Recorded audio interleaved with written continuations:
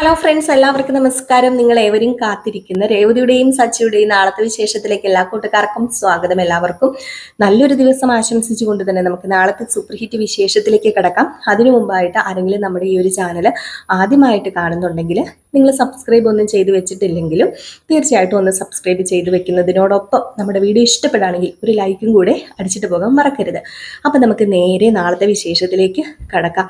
അങ്ങനെ നമ്മുടെ ശ്രുതിയുടെ ഇളയച്ചൻ വന്ന് ശ്രുതിയുടെ അച്ഛൻ ജയിലിലാണെന്ന് പറയുകയൊക്കെ ചെയ്ത് നമ്മുടെ ശ്രുതിക്ക് ഒരു തരത്തിൽ സമാധാനം ഉണ്ടാക്കിയിട്ട് പോയിട്ടുണ്ട്. ഇനി ഏതായാലും ജയിലിലായതുകൊണ്ട് തന്നെ അച്ഛനെ കൂടെ കൂടെ വരുത്താൻ നമ്മുടെ ചന്ദ്ര പറയില്ല. അതായിരുന്നല്ലോ ശ്രുതിയുടെ ലക്ഷ്യം. അത് വിജയകരമായിട്ട് തന്നെ പൂർത്തീകരിക്കാൻ നമ്മുടെ ശ്രുതിക്ക് കഴിഞ്ഞു.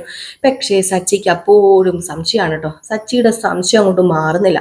രേവതിയോട് സച്ചി സംശയം പറഞ്ഞപ്പോൾ രേവതി പറഞ്ഞു, ദേ നിങ്ങളൊന്ന് പൊക്കെ, നിങ്ങൾക്ക് എപ്പോഴും എന്തിനും ഏതിനും സംശയം. പാപം ശ്രുതിയുടെ അവസ്ഥ കാണുമ്പോഴേ എനിക്ക് സങ്കടം തോന്നുക. അവളുടെ അച്ഛൻ ജയിലിലല്ലേ, അവക്കല്ലേ അതിന്റെ വിഷമം അറിയത്തുള്ളൂ എന്നൊക്കെ പറഞ്ഞ് നമ്മുടെ രേവതി അങ്ങ് മാറിപ്പോയി. വീണ്ടും നമ്മുടെ സച്ചിക്ക് സംശയം. വീണ്ടും സച്ചി എന്ത് ചെയ്തു, രവീന്ദ്രന്റെ അടുത്ത് ചെന്നു. രവീന്ദ്രന്റെ അടുത്ത് ചെന്നിട്ട് എനിക്കേ ഇതത്രയ്ക്ക് നല്ലതായിട്ടൊന്നും തോന്നുന്നില്ല അച്ഛാ. അതെ, ജയിലിലാകുക, അതുപോലെ തന്നെ എയർപോർട്ടിൽ നിന്നും പോലീസ് കൊണ്ടുപോവുക, ഇതൊക്കെ വിശ്വസിക്കാൻ പറ്റുന്ന നുണകളാണോ? അപ്പോഴത്തേക്ക് രവീന്ദ്രൻ പറഞ്ഞു, അതിനിത് നുണയാണെന്ന് നിന്നോട് ആരാ പറഞ്ഞത്? അല്ല അച്ഛാ, എനിക്ക് ആകെ മൊത്തത്തിൽ എന്തോ പന്തികേട് തോന്നാം. അപ്പൊ ഇതിനിടയ്ക്ക് നമ്മുടെ രേവതിനെ എടുത്തിട്ട് പൊരിച്ചായിരുന്നു കേട്ടോ. ആര്? ചന്ദ്ര. വേറൊന്നിനുമല്ല പൊരിക്കുന്നത്, നീ കാരണമാണ്, നിന്റെ കെട്ടിയോൻ കാരണമാണ്, നീയാണ് നിന്റെ കെട്ടിയോന് പിരിയിളക്കി വിട്ടത്. അതുകൊണ്ടല്ലേ ഈ വീട്ടില് ശ്രീദേവി ഇറങ്ങിപ്പോയിട്ട് മൂദേവി കയറി വന്നത്. അതുകൊണ്ടാണല്ലോ ഇപ്പം ശ്രുതിയുടെ അച്ഛൻ വരെ ജയിലിലായത്. എന്തിരിക്കണം, എവിടെ കിടക്കണം, ഒന്നോർത്ത് നോക്കിക്കേ. നമ്മുടെ ശ്രുതിയുടെ അച്ഛൻ ജയിലിലാകാൻ അപ്പം കാരണക്കാര് സച്ചിയും രേവതിയുമാണ്. ഇത് കേട്ടുകൊണ്ട് സച്ചു വന്നിട്ട് ഓഹോ, എന്ത് വർത്താനം അമ്മ ഈ പറയുന്നത്? അല്ല, രേവതി എന്ത് ചെയ്തെന്നാ പറയുന്നത്? ഞാനാണെങ്കിൽ ഓക്കെ, ഞാൻ ചെയ്തു എന്ന് എന്നോട് പറ, എന്നോട് സംസാരിക്കുക, ഓക്കെ ആകും. പക്ഷെ രേവതിയുടെ മെക്കിട്ട് എന്തിനു വെറുതെ കയറുന്നതാ? അയ്യോ, നീ അങ്ങ് ഭാര്യനെ സപ്പോർട്ട് ചെയ്ത് നീ നിർത്തടാ. ഇവൾ എന്ന് കാലെടുത്ത് കുത്തിയോ അന്ന് തുടങ്ങിയ കഷ്ടകാലോ ഈ വീടിന്. എൻ്റെ ദൈവമേ, കയറി വന്ന് മഹാലക്ഷ്മിനെ അല്ലേ ഇറക്കി വിട്ടത് എന്നൊക്കെ പറഞ്ഞ് വീണ്ടും തുടങ്ങി. വീണ്ടും വന്നിട്ട് ഓരോ കാര്യങ്ങൾ പറഞ്ഞിങ്ങനെ രേവതിനെ ഹരാസ്മെന്റ് ചെയ്യുന്നു. അപ്പൊ അതൊക്കെ ഞാൻ ഇന്നലെ കുറച്ച് ഭാഗത്തിൽ പറഞ്ഞിട്ടുണ്ടായിരുന്നു. അപ്പൊ അതൊന്നും ഞാൻ കൂടുതൽ പറഞ്ഞ് ബോറടിപ്പിക്കുന്നില്ലേ. അപ്പൊ അങ്ങനെ നമ്മുടെ ശ്രുതി ഈ സമയത്ത് വന്നപ്പോഴത്തേക്കുമാണ് നമ്മുടെ സച്ചി എടുത്തിട്ടത്, ഓ ഇവിടെ കള്ളത്തരം ചെയ്യുന്നവർക്ക് യാതൊരു ഇതുമില്ല, കള്ളത്തരം ചെയ്യുന്നവരെ ഇവിടെ മറച്ചു വെച്ചിരിക്കുക, എന്നിട്ട് കള്ളത്തരം ചെയ്യാത്തവരെ ഇവിടെ കള്ളികളാക്കുന്നു. ഇതെന്തൊരു വീട് ഇത്. അതേ, ഒരു കാര്യം ഓർക്കണം, മുഖത്ത് കുറച്ച് പൗഡറും പൂച്ചി മുഖം മൂടി അണിഞ്ഞ് നടന്നു കഴിഞ്ഞിട്ടുണ്ടെങ്കിൽ ഉള്ളിലിരിക്കുന്നതെല്ലാം പുറത്ത് വരൂലെന്ന് കുറച്ച് പേർക്ക് വിചാരമുണ്ട്. അപ്പൊ തന്നെ ശ്രുതിക്ക് പിടികിട്ടി. ശ്രുതിനെയാ പറഞ്ഞതെന്ന് ശ്രുതിക്കും പിടികിട്ടിട്ടോ. ശ്രുതി പറഞ്ഞു, നീ എന്റെ പെണ്ണുപിള്ളേനെയാണോ അവിടെ ഉദ്ദേശിച്ചത്? ഉദ്ദേശിച്ചത് നിന്റെ പെണ്ണുപിള്ളേനെയാണെന്ന് നിനക്ക് മനസ്സിലായല്ലോ. അപ്പൊ പിന്നെ ഞാൻ പറഞ്ഞതിന് യാതൊരു പ്രശ്നവുമില്ല. മനസ്സിലായവർക്ക് മനസ്സിലായി. പിന്നെ എന്താണ് പ്രശ്നം ഇരിക്കുന്നത്? പിന്നെ ഒന്നോർത്താ കൊള്ളാം, ഇവിടെ പലരും ബ്യൂട്ടി പാർലറിന് പേരിട്ടു, അതറിയാതെ മാറ്റി. അതൊന്നും കള്ളത്തരമല്ല. എൻ്റെ ഭാര്യ എന്തേലും ചെയ്താൽ അത് കള്ളത്തരം. ഇവൾ എന്ത് കള്ളത്തരം ചെയ്തെന്നാ പറയുന്നത്? ഇവൾ എന്ത് തെറ്റ് ചെയ്തെന്നാ പറയുന്നത്? അത് തെറ്റല്ല, ഇത് തെറ്റ്. ഇവിടെ എന്താ ഈ നടക്കുന്നത്? അല്ല, ചന്ദ്രയ്ക്ക് കണ്ണൊന്നും കാണത്തില്ലേ? ചന്ദ്ര സത്യമായിട്ടും അറിയേണ്ട കുറച്ച് കാര്യങ്ങളുണ്ട്. അതെ, എൻ്റെ അച്ഛനൊന്ന് പറഞ്ഞു മനസ്സിലാക്കി കൊടുക്കാൻ ഇങ്ങനെ സച്ചി പറയാണ്. അപ്പോഴത്തേക്ക് രവീന്ദ്രന് മനസ്സിലാകുന്നവരോടല്ലേടാ പറഞ്ഞിട്ട് കാര്യമുള്ളൂ എന്നിങ്ങനെ പറയുന്നുണ്ട്. അപ്പൊ ചന്ദ്ര, നിങ്ങളും എൻ്റെ മെക്കിട്ട് കയറ്, നിങ്ങളും കയറണമല്ലോ എൻ്റെ മെക്കിട്ട്. നിങ്ങൾ ഒറ്റയൊരുത്തം കാരണം ഇതൊക്കെ സംഭവിച്ചത്. ഇവനെ ഈ വീട്ടിലിരുത്താനുള്ളത് നിങ്ങൾ ഇവനെയും വിളിച്ചോണ്ട കല്യാണ മണ്ഡപത്തിലേക്ക്, താലിമാറ്റൽ ചടങ്ങ് നടക്കുന്ന മണ്ഡപത്തിലേക്ക് വന്നതുകൊണ്ടല്ലേ ഇപ്പൊ ഈ പ്രശ്നമൊക്കെ ഉണ്ടായത്. അപ്പൊ സച്ചു പറഞ്ഞു, അയ്യോ ഇതിപ്പോ അച്ഛന് പ്രശ്നം, എനിക്ക് പ്രശ്നം, രേവതിക്ക് പ്രശ്നം. ഇപ്പൊ സത്യത്തിൽ ഇവിടെ ആർക്കാ പ്രശ്നം? നേരത്തെ അച്ഛൻ പറയുന്ന പോലെ അമ്മയ്ക്ക് വട്ടിളകി അങ്ങാണ്ട് നിൽക്കാം. ഇപ്പൊ പിടിച്ചാൽ കിട്ടും, നമുക്ക് ആശുപത്രി കൊണ്ടുപോകാം. കുറച്ചും കൂടെ കഴിഞ്ഞിട്ടുണ്ടേ ചിലപ്പോഴേ കിട്ടിയെന്ന് വരില്ല. ഇതൊക്കെ പറഞ്ഞു കഴിഞ്ഞപ്പം പറയടാ, നീ തള്ളയ്ക്ക് വട്ടാന്ന് പറയടാ. അല്ലെങ്കിലും ഞാൻ പറയുന്നില്ല, നീ എൻ്റെ വയറ്റിൽ ജന്മം എടുത്തപ്പോഴാണടാ തുടങ്ങിയത് എൻ്റെ കഷ്ടകാലം. അന്ന് തുടങ്ങിയ വട്ട ഇതുവരെ മാറിയിട്ടില്ല എന്നും പറഞ്ഞുകൊണ്ട് ചന്ദ്ര അങ്ങ് പോവുക. അങ്ങനെ അങ്ങോട്ടും ഇങ്ങോട്ടും ഒക്കെ വിഷയമായി. സച്ചി അവിടെ കൊണ്ട് നിർത്തുകയും ചെയ്തു കേട്ടോ ഈ ഒരു വിഷയം. പിന്നെ കാണിക്കുന്ന സീൻ എന്ന് പറഞ്ഞിട്ടുണ്ടെങ്കിൽ വേറെ ഒന്നുമല്ല, നമ്മുടെ ശ്രുതിയുടെ ബ്യൂട്ടി പാർലറാണ്. അപ്പൊ ശ്രുതിയുടെ ബ്യൂട്ടി പാർലറിൽ കുറച്ച് പ്രശ്നങ്ങളൊക്കെ നടക്കുകയാണ്. ആ പ്രശ്നങ്ങൾ എന്താണെന്ന് ചോദിച്ചാൽ, പണ്ടത്തെ ഒരു പി എ ഇല്ലേ, നമ്മുടെ ശ്രുതിനെ ബ്ലാക്ക് മെയിൽ ചെയ്യുന്ന പി എ, നവീൻ അങ്ങനെ കണ്ടല്ലേ അവന്റെ പേര്. അപ്പൊ അവൻ വന്ന് വീണ്ടും ശ്രുതിയോട് പൈസ ചോദിക്കുക. എവിടെ നിന്നെടുത്ത് കൊടുക്കും നമ്മുടെ ശ്രുതി പൈസ? ശ്രുതി ആകെ പടപ്പെട്ടു പോവാണ് കേട്ടോ. അപ്പൊ ഇതിനിടയ്ക്ക് നമ്മുടെ ചന്ദ്ര രേവതിനെയും സച്ചിനെയും ആക്ഷേപിക്കുകയും അധിക്ഷേപിക്കുകയും ഒക്കെ ചെയ്തല്ലോ. ഇതിനിടയിൽ നമ്മുടെ ചന്ദ്ര പറഞ്ഞു, നീ ഒറ്റ ഒരുത്തി കാരണമാണ് നമ്മുടെ വർഷ ഇറങ്ങിപ്പോകാൻ കാരണം. അപ്പോഴത്തേക്കും ചന്ദ്രയോട് പറയുന്നുണ്ട്, അല്ല വർഷ ഇറങ്ങിപ്പോയി, അമ്മ ഒന്ന് വിളിച്ചോ? അമ്മയൊന്ന് പോയി വിളിച്ചു വരാൻ പറഞ്ഞു. ഇല്ലല്ലോ. പക്ഷെ ഞാനും സച്ചേട്ടനും പോയി വിളിച്ചു. അവരോട് പറയേണ്ട കാര്യങ്ങൾ പറഞ്ഞിട്ടുമുണ്ട്. അപ്പോഴാണ് സത്യം പറഞ്ഞാൽ നമ്മുടെ ചന്ദ്രയും രവീന്ദ്രനും ഒക്കെ അറിയുന്നത് ഇവർ പോയായിരുന്നു, വിളിച്ചായിരുന്നു എന്നൊക്കെ. അങ്ങനെ ഒരു സീനും കൂടെ കാണിക്കുന്നുണ്ട് കേട്ടോ. അത് കഴിഞ്ഞിട്ടാണ് നേരെ ബ്യൂട്ടി പാർലറിലേക്ക് പോകുന്ന ആ ഒരു സീന് കാണിക്കുന്നത്. അങ്ങനെ നമ്മുടെ മീരയുണ്ട് അവിടെ, അതുപോലെ ശ്രുതി ഉണ്ട് അവിടെ. അപ്പോഴാണ് ആ PA വരുന്നത്. PA വന്നതും മീര ഭയങ്കരമായിട്ട് ഷൗട്ട് ചെയ്യുക. മീരയ്ക്ക് ഒരു പ്രത്യേക സ്വഭാവമാണല്ലോ. മീര എന്തിനും ഏതിനും ഭയങ്കര ഷൗട്ടിങ് ആണ്. അപ്പൊ മീര ഭയങ്കരമായിട്ട് ഷൗട്ട് ചെയ്യാണ്, നിങ്ങൾ എന്തിനാ ഇപ്പൊ ഇങ്ങോട്ടേക്ക് വന്നത്? ഇത് ലേഡീസ് ഒള്ളിയാണ്, ഇവിടെ നിങ്ങളോട് ആരാ വരാൻ പറഞ്ഞത് എന്ന് ചോദിച്ചു ഭയങ്കരമായിട്ട് ദേഷ്യപ്പെട്ടപ്പം, അത് പിന്നെ ഞാൻ നിന്നെ കാണാൻ വന്നതല്ലല്ലോ, ഞാൻ ഇവിടെ ശ്രുതിനെ കാണാൻ വന്നതല്ലല്ലോ, സോറി കല്യാണീനെ കാണാൻ വന്നതാ. കല്യാണീനെ കണ്ട് കുറച്ച് കാര്യങ്ങളൊക്കെ എനിക്ക് സംസാരിക്കാനുണ്ട്. അതിന് നീ എന്തിനാ എന്നെ ചാടിക്കടിക്കുന്നത്? ഞാൻ നിന്നോട് വല്ലതും ചോദിച്ചോ? ആരെ കാണാനാണെങ്കിലും ഈ ബ്യൂട്ടി പാർലറിൽ ലേഡീസ് ഒള്ളിയാ, ഇവിടെ ജെൻസിന് വരാൻ പറ്റില്ല. അതുകൊണ്ട് മര്യാദയ്ക്ക് ഇറങ്ങിപ്പോ, ഞാൻ ശ്രുതിനെ കണ്ടിട്ടേ പോകുന്നുള്ളൂ, അല്ല സോറി കല്യാണീനെ കണ്ടിട്ടേ പോകുന്നുള്ളൂ എന്ന് പറഞ്ഞു. അപ്പോഴത്തേക്ക് നമ്മുടെ കല്യാണി വരികയാണ് കേട്ടോ. കല്യാണി എന്ന് പറഞ്ഞാൽ ശ്രുതി വരികയാണ്. ശ്രുതി വന്നിട്ട്, അല്ല ഇയാളെ ഇപ്പം ആരാ ഇങ്ങോട്ടേക്ക് കയറ്റിയത്? ഇയാളെ എന്തിനാ ഇടി ഇങ്ങോട്ടേക്ക് വിളിച്ച് കയറ്റിയതെന്ന് ഇങ്ങനെ മീഡിയയോട് ചോദിച്ചപ്പോൾ, ആര് വിളിച്ച് കയറ്റി? ഞാനൊന്നും വിളിച്ച് കയറ്റിയൊന്നുമില്ല, തന്നെ കയറി വന്നതാ. ഇയാളോട് പോകാൻ പറഞ്ഞിട്ട് നിന്നെ കണ്ടിട്ടേ പോകത്തുള്ളൂ എന്നാ പറയുന്നത്. അപ്പോഴത്തേക്ക് നമ്മുടെ ശ്രുതിനെ കണ്ടത് അയാൾ, ഞാൻ കാണേണ്ട ആള് വന്നല്ലോ, എനിക്കേ കുറച്ച് പൈസ വേണം, പെട്ടെന്ന് എടുത്തേ. പൈസയോ? എന്തിനാ ഞാൻ തനിക്ക് എല്ലാ മാസവും പൈസ തരുന്നത്?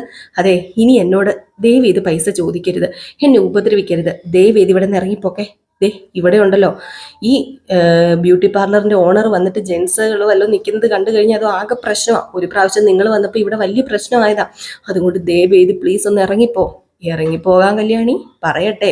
നീ ഇപ്പൊ എന്റെ കാരുണ്യം കൊണ്ടല്ലേ ജീവിക്കുന്നത്? എന്താ നിങ്ങളുടെ കാരുണ്യം കൊണ്ട് ജീവിക്കാനായിട്ട് നിങ്ങളാണോ എനിക്ക് ചെലവ് തരുന്നേ? അല്ല, ഞാൻ നിന്റെ അമ്മായി അച്ഛനോടും അമ്മായി അമ്മയോടും ഭർത്താവിനോടും ഒക്കെ എല്ലാം തുറന്നു പറഞ്ഞാൽ തീരാവുന്ന ബന്ധമല്ലേ ഉള്ളൂ, നിന്റെയും നിന്റെ ഭർത്താവിൻ്റെയും. ഇത് കേട്ടതോന്ന് ഞെട്ടി കേട്ടോ നമ്മുടെ ശ്രുതി. എന്നിട്ട് ശ്രുതി പതറാതെ തന്നെ ചോദിച്ചു, അതിന് നിങ്ങൾക്ക് എന്താ വേണ്ടത്? ഞാൻ പറഞ്ഞല്ലോ, ഇനി എൻ്റെ കയ്യിൽ പൈസയൊന്നുമില്ല, ആകെപ്പാടെ ഞാൻ പെട്ടിരിക്കുക. നീ പെടണമല്ലോ, നീ പെടണം. അതെ, എനിക്കിപ്പം പൈസ അത്യാവശ്യമാണ്, കല്യാണമോ, അതുകൊണ്ട് പൈസ വേണം. അപ്പോഴത്തേക്കാണ് പെട്ടെന്ന് നമ്മുടെ മീര ചോദിച്ചത്, കല്യാണമോ? അപ്പം നിങ്ങളുടെ മോളുടെ കല്യാണമായോ? കൊള്ളാലോ, നിങ്ങളുടെ മോളുടെ കല്യാണമായിരിക്കും. എൻ്റെ മോളുടെ കല്യാണമല്ല, എൻ്റെ കല്യാണം. ഈ പ്രായത്തിലും നിങ്ങളുടെ കല്യാണമോ? അതെ, എനിക്ക് ഒത്തിരി പ്രായമൊന്നും ആയിട്ടില്ല. പിന്നെ ഈ നിൽക്കുന്ന കല്യാണി കാരണമാണല്ലോ എൻ്റെ ഭാര്യയും എൻ്റെ മക്കളും എന്നെ ഇട്ടേച്ചും പോയത്. അപ്പൊ അതുകൊണ്ട് ഞാൻ ഈ തന്നെ എത്ര നാൾ ജീവിക്കും? അപ്പൊ പിന്നെ ഒരു കല്യാണം കഴിക്കാൻ അങ്ങ് തീരുമാനിച്ചു. അതുകൊണ്ട് കല്യാണത്തിന് കുറച്ച് ചെലവുകളൊക്കെ ഉണ്ട്, കല്യാണ ഡ്രസ്സ് എടുക്കണം, അതുപോലെ കുറേ കാര്യങ്ങളുണ്ട്, അതിന് കുറച്ച് പൈസ ആവശ്യമുണ്ട്. അതുകൊണ്ട് എത്രയും പെട്ടെന്ന് കല്യാണി പൈസ ഇങ്ങതാ എന്നേ പറയാം.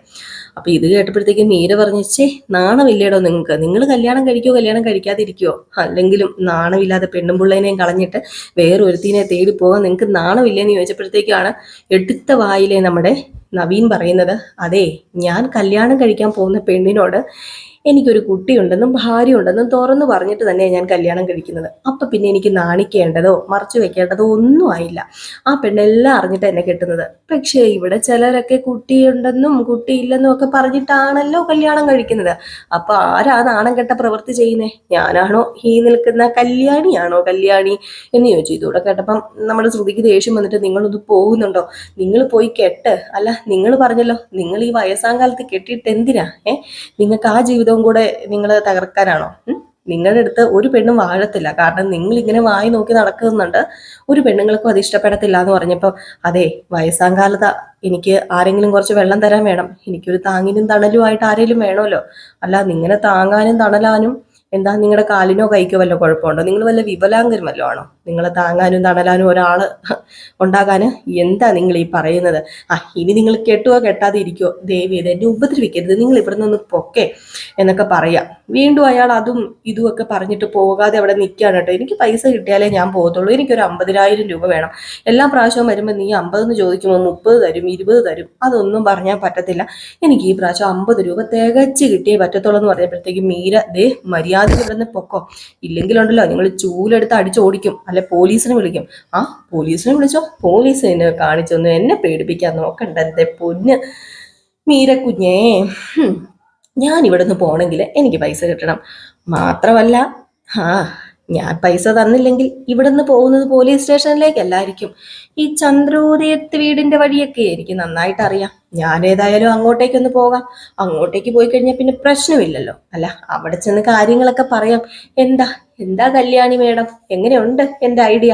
ദയവ് ചെയ്ത് നിങ്ങൾ ഉപദ്രവിക്കരുതെന്ന് പറയാം. അപ്പൊ ഈ ഒരു സമയത്താണ് നമ്മുടെ സുധി വരുന്നത് കേട്ടോ. ഈ ഒരു സ്പോട്ടിൽ തന്നെ നമ്മുടെ സുധി ബ്യൂട്ടി പാർലറിലേക്ക് ഓരോ സ്റ്റെപ്പായിട്ട് കയറി വരുന്ന കാണിക്കുന്നു. നവീനെ കാണിക്കുന്നു, സുധി കയറി വരുന്നു, നവീൻ അവിടെ നിൽക്കുന്നു.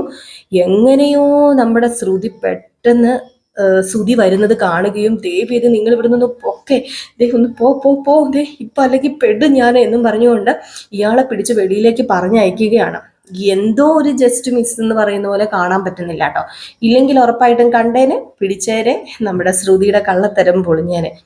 ഇങ്ങനെയാണ് പറയുന്നത്, കള്ളത്തരമൊക്കെ ഒരു പരിധി വരെ ഇങ്ങനെ കൊണ്ടുപോകും. അപ്പൊ നമ്മൾ ഒരു കള്ളത്തരം ചെയ്ത് അത് ജയിച്ചു, അപ്പൊ പിന്നെ അടുത്ത കള്ളത്തരം ശ്രുതിക്ക് ചെയ്യാം, അതും ജയിച്ചു. എന്നാ പിന്നെ ഇനി കള്ളത്തരം കൊണ്ട് ചെയ്യാം എന്നാണ് ശ്രുതി വിചാരിച്ചിരിക്കുന്നത്. പക്ഷേ ശ്രുതിയെ പൂട്ടാനുള്ള പല വിദ്യകളും നമ്മുടെ സച്ചിയുടെ കയ്യിലുണ്ടെന്ന് ശ്രുതി മനസ്സിലാക്കുന്നില്ല. അപ്പൊ അതിലേക്കുള്ള കുറച്ച് കാര്യങ്ങളൊക്കെയാണ് ഇനി അങ്ങോട്ടേക്ക് പോകുന്നത്. ഇതേ സമയം തന്നെ വർഷയും ശ്രീകാന്തും തമ്മിലുള്ള പ്രശ്നങ്ങളൊക്കെ മാറുകയും നമ്മുടെ വർഷ എല്ലാ കാര്യങ്ങളും അറിയുകയും തൻ്റെ അച്ഛനും അമ്മയും തന്നെ ചതിക്കുകയായിരുന്നു എന്നറിയുകയും അവരുടെ തിരിച്ചു വരവുമൊക്കെ ഉടനെ തന്നെ ഉണ്ട് കേട്ടോ. അപ്പോൾ അതൊക്കെ ഉടനെ തന്നെ ഉണ്ട്. ഉടനെ തന്നെ നമ്മുടെ മധുസൂദനൻ്റെയും അതുപോലെ തന്നെ എന്തായിരുന്നു നമ്മുടെ വർഷയുടെ അമ്മയുടെ പേര്, എന്തെങ്കിലും ആട്ടെ, പുള്ളിക്കാരിയുടെയും ഒളിച്ചു കളി അവസാനിപ്പിക്കും ആര്? ശ്രീകാന്തും നമ്മുടെ വർഷയും കൂടെ ചേർന്ന് അവർ തിരിച്ച് ഈ വീട്ടിലേക്ക് തന്നെ വരികയും ചെയ്യും. അപ്പൊ ഇതിനിടയിൽ നമ്മുടെ രേവതിയും സച്ചിയും കുറച്ച് കാര്യങ്ങളൊക്കെ ചെയ്യുന്നുണ്ട്. ഇവർ വീട്ടിൽ വരാൻ വേണ്ടി കുറച്ച് കാര്യങ്ങളൊക്കെ ചെയ്ത് അവരുടെ ആ ഒരു നിർദ്ദേശപ്രകാരമാണ് വർഷ എല്ലാ കാര്യങ്ങളും കണ്ടുപിടിക്കുകയും നമ്മുടെ രേവതി തെറ്റുകാരിയല്ല, സച്ചി അപ്പ അടിച്ചതിൽ തെറ്റില്ല എന്ന് മനസ്സിലാക്കി തിരിച്ചു വരികയൊക്കെ ചെയ്യുന്നത്. അതൊക്കെ അവിടെ നിൽക്കട്ടെ, അതൊക്കെ നമുക്ക് പതുക്കെ പതുക്കെ കാണാം. ഞാൻ പറഞ്ഞ് ബോറാക്കുന്നില്ല. അപ്പം നാളെ ഏകദേശം നമ്മുടെ നവീൻ്റെയും ഒക്കെ ആ ഒരു വിശേഷം കൊണ്ട് അവസാനിക്കാട്ടോ ചെയ്യുന്നത്, ആ ഒരു സീനും കൊണ്ട് വിശേഷം അവസാനിക്കാട്ടോ ചെയ്യുന്നത്. പിന്നെ നമ്മുടെ ശ്രുതി 14 ലക്ഷം രൂപ കിട്ടാതെ അടങ്ങുന്നില്ല, ശ്രുതിയോട് പൈസ ചോദിക്കുന്നുണ്ടേ. ശ്രുതിയാണെങ്കിൽ ദേഷ്യം വന്നിട്ട് പൈസ പൈസ പൈസ, നിങ്ങളൊന്ന് മിണ്ടാതിരിക്കുന്നുണ്ടോ മനുഷ്യ എന്നൊക്കെ പറഞ്ഞിട്ട്, നിങ്ങൾക്ക് പൈസ വേണമെങ്കിൽ നിങ്ങൾ നിങ്ങളുടെ അമ്മയുടെ അച്ഛനോട് ചെന്ന് ചോദിക്ക്. അവിടുത്തെ പ്രമാണം പണയം വെച്ചിട്ടല്ലേ സച്ചിക്ക് വണ്ടി എടുത്ത് കൊടുത്തത്. അപ്പം പിന്നെ നിങ്ങൾക്ക് എന്താ അവർക്ക് പ്രമാണം പണയം വെച്ച് പൈസ തരാൻ അറിയത്തില്ലേ? അതിൽ നിന്ന് കുറച്ച് പൈസ കൂട്ടിയെടുത്താൽ പോരെ, അത് പണയം വെച്ചേക്കുമല്ലേ. അപ്പം പിന്നെ നിങ്ങൾ അവിടെ പോയി ചോദിക്കുന്നൊക്കെ പറഞ്ഞുകൊണ്ട് അങ്ങോട്ട് ഉറഞ്ഞു തുള്ളുകയാണ് കേട്ടോ. ഏതായാലും ശരിയാണല്ലോ, ആ ടെക്നിക്ക് കൊള്ളാമെന്ന് പറഞ്ഞുകൊണ്ട് നമ്മുടെ ശ്രുതി നേരെ ചന്ദ്രോദയത്തേക്ക് ചെല്ലുകയാണ്. ഏതായാലും അവിടെ ചെന്ന് കഴിയുമ്പോഴുള്ള സിറ്റുവേഷൻസ് നമുക്ക് കാത്തിരുന്ന് തന്നെ കാണാം. അപ്പം എല്ലാവരും കാത്തിരിക്കുക. എല്ലാവർക്കും വീണ്ടും നല്ലൊരു ദിവസം ആശംസിക്കുകയാണ്. പിന്നെ നമ്മൾ ഇന്ന് രാവിലെ തന്നെ ഫുൾ വിശേഷം ഇട്ടിട്ടുണ്ടായിരുന്നു. അപ്പോൾ ആരെങ്കിലും അത് കയറി കണ്ടിട്ടില്ലെങ്കിൽ അത് കയറി കണ്ടിട്ട് വേണം ഈ വിശേഷം കാണാനേ. കാരണം അതിൻ്റെ തുടർച്ചയായിട്ടാണ് ഞാൻ ഈ വിശേഷം പറഞ്ഞിരിക്കുന്നത്. ഇത് നാളത്തെ വിശേഷമാണ്. പിന്നെ നമ്മൾ ഇനി വരാനിരിക്കുന്ന അപ്കമിങ് വിശേഷങ്ങൾ പുതിയൊരു ചാനലിൽ ഇടുന്നുണ്ട്. റിയൽ സ്റ്റോറി 2 എന്നാണ് ആ ചാനലിൻ്റെ പേര്. അത് ആ കഥ കാണാൻ ആഗ്രഹമുള്ളവർ എന്നോട് ചോദിച്ചാൽ മതി. പിന്നെ നിങ്ങൾക്ക് ചോദിച്ചില്ലെങ്കിലും കുഴപ്പമില്ല, കാരണം ഞാൻ നമ്മുടെ കമ്മ്യൂണിറ്റി ഇല്ലേ, കമ്മ്യൂണിറ്റിക്കകത്ത് അതായത് പോസ്റ്റ് നമ്മുടെ പ്രൊഫൈൽ എടുത്ത് കഴിയുമ്പോൾ അതിനകത്ത് പോസ്റ്റ്, കമ്മ്യൂണിറ്റി, ഷോർട്ട് വീഡിയോ അങ്ങനെ ഓപ്ഷൻസ് ഉണ്ട്.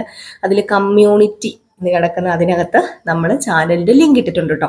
അപ്പോൾ നിങ്ങളൊന്ന് കയറി ഒന്ന് സെർച്ച് ചെയ്ത് നോക്കിയാൽ മതി. താല്പര്യമുള്ളവർ സബ്സ്ക്രൈബ് ചെയ്ത് വയ്ക്കാൻ സപ്പോർട്ട് ചെയ്യാം. പിന്നെ ഈ ഒരു വീഡിയോയ്ക്ക് നിങ്ങൾക്ക് ഇഷ്ടപ്പെടുകയാണെങ്കിൽ ഒരു ലൈക്ക് അടിച്ചിട്ട് പോകാൻ മറക്കരുത്. അപ്പോൾ ടാറ്റാ ബൈ ബൈ. അടുത്ത വിശേഷവുമായിട്ട് കാണാം. നയനിയുടെയും ആദർശിൻ്റെയും കഥയാണ്, നാളത്തെ വിശേഷമാണ്, സൂപ്പർ ഹിറ്റ് വിശേഷമാണ്. അതിൽ നിന്ന് നമ്മൾ വൈകിട്ട് ഇടുന്നതായിരിക്കും. അപ്പോൾ ta ta bye bye. Okay, see U.